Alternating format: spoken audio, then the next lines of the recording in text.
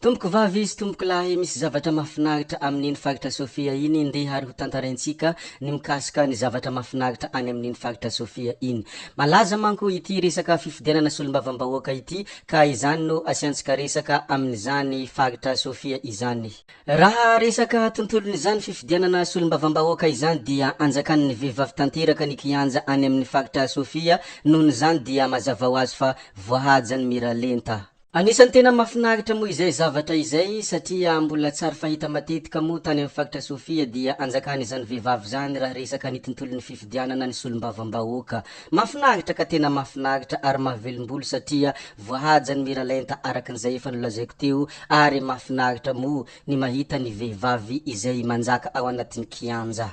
Raha amin'iny faritra Sofia iny moa dia ireo kandida vehivavy no tena malaza ary tsy misy tsy malaza na iray aza ireo kandida hirotsaka ho fidiana ho solombavam-bahoaka. Ndeha ary ho lazaintsika sy ampahafantarintsika ny mikasika izany vehivavy hilatsaka ho fidiana any amin'ny faritra Sofia izany.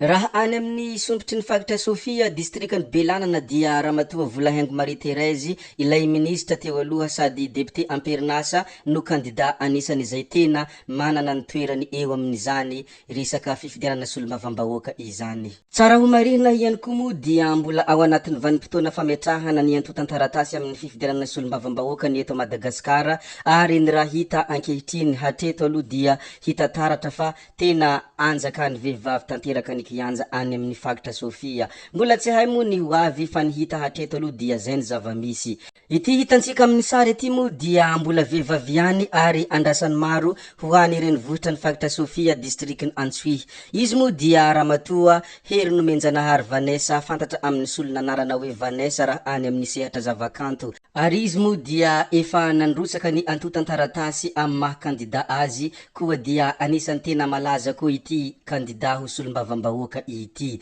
Mahafinaritra no sady mahavelom-bolo mahita ny vehivavy mihetsiketsika ary vehivavy lohany tena tafapetraka tokoa ny miralenta ary averimberiko matetiky izay zavatra izay. Fa ity Eliana Bezaza ity ihany koa dia anisan'ny miavaka sady manana ny heriny ary manana ny tanjany ihany koa amin'ity fifidianana ity. Izy moa dia any amin'ny renivohitra Androna na hoe distrikiny Mandritsara. Eliana Bezaza tsy misy tsy mahafantatra izany Eliana Bezaza izany raha amin'iny renivohitra Androna na hoe distrikiny Mandritsara iny. Koa dia tena anisan'ny miavaka izy ary manana ny heriny indrindra manana ny tanjany ihany koa. Mirary soa malehova malasana ary aingany ho tonga amin'ny tanjony irigny ary aingany ho tonga amin'ny sitraponazy mba hanasoa ny faritra Mandritsara. Mbola vehivavy ihany koa moa i Ramatoa Soaflira Prinsia, ilay ministra teo aloha no kandida mifehy tanteraka ny renivohitra Sakalava ao amin'iny faritra Sofia iny. Amin'ny distrikiny Analalava moa mazava ho azy ny misy azy,